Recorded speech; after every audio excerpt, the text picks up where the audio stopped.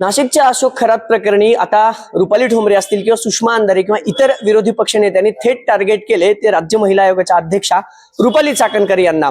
रुपाली चाकणकरांच्या अनेक फोटो या दोन्ही खरं तर सुषमा अंधारे आणि रुपाली ठोंबरे यांनी ट्विट केल्या होता आणि पदाचा राजीनामा देऊनच या सगळ्याची चौकशी व्हावी, नाहीतर पोलिसांवरती दबाव येईल असं देखील रुपाली ठोंबरेंनी काल सांगितलं होतं। आणि आता रुपाली ठोंबरेंनी एक फेसबुक पोस्ट करत राज्य महिला आयोगाच्या अध्यक्षा रुपाली चाकणकर फरार असल्याचा आरोप केलाय। आपल्यासोबत रुपाली ठोंबरे आहेत।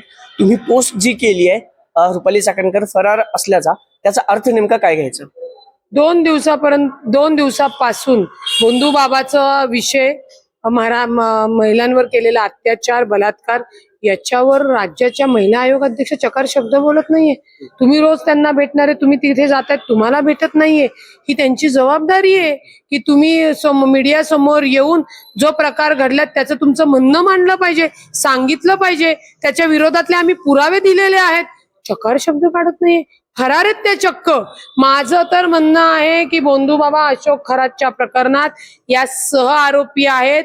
त्यांनी वर्षापूर्वी ही घटना माहिती असून सुद्धा पत्रकाराला धमकावलं, माफीनामा घेतला, स्वतःच्या लेटर हेडवर पोलिसांना पत्र दिलं, त्याच्यामुळे त्यांना ही कल्पना होती। त्यांनी जर वर्षापूर्वी त्या मुसक्या आवळल्या असत्या आरोपीच्या, तर आज महिला त्या अत्याचाराला बळी पडल्या नसत्या।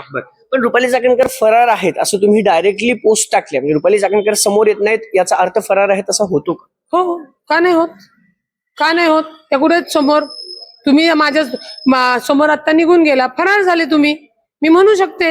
आणि कायद्याने मी एक लक्षात घ्या, मी नुसती लोकप्रतिनिधी नाहीये, मी प्रॅक्टिसिंग वकील आहे। त्याच्यामुळे 2 दिवसापासून चकार शब्द न काढता मोबाईल वगैरे सगळं त्यांचं कुठे मला माहित नाही, पण त्या फरार आहेत। त्यांना असं फरार होता येणार नाही। त्यांनी पदमुक्त व्हावं आणि फरार व्हावं।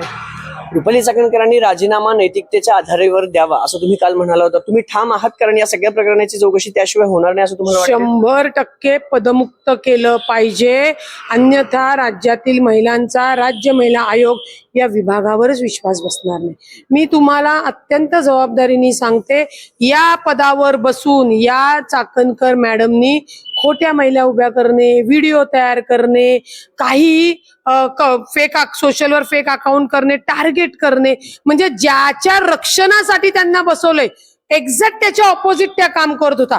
आणि त्याचं सगळ्यात मोठं उदाहरण बंधू बाबा खरात।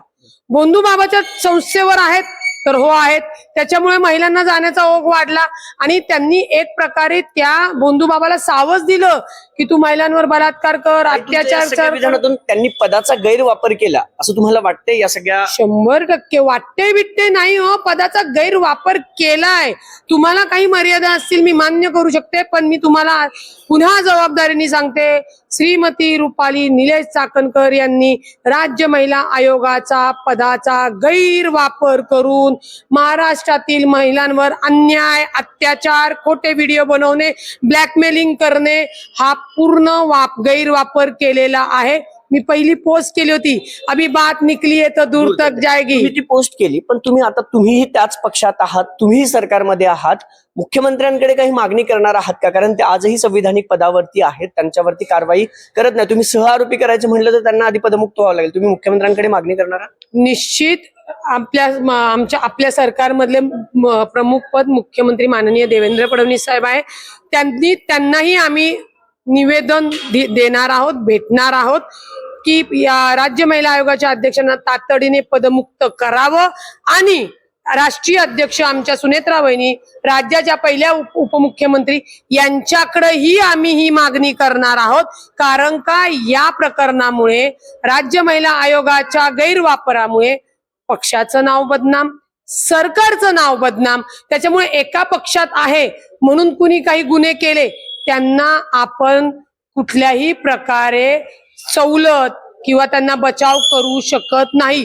खुद्द दस्तूर मुख्यमंत्री सुद्धा आपल्याच मंत्रिमंडळातल्या मंत्र्याचं सुद्धा बचाव करू शकत नाही। त्याच्यामुळे तातडीने जर महाराष्ट्रातील महिलांना विश्वास द्यायचा असेल, या महायुतीचा विश्वास त्यांच्या मनामध्ये निरंतर राहिला पाहिजे असेल, तर रुपाली चाकणकर यांना पदमुक्त करणं गरजेचं आहे।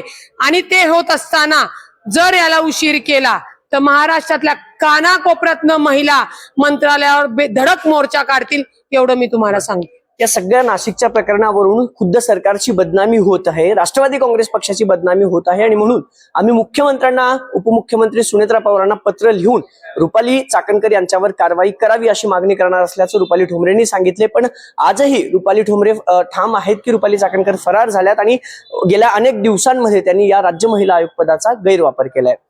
अभिजित पोते, न्यूज 18 मराठी, पुणे.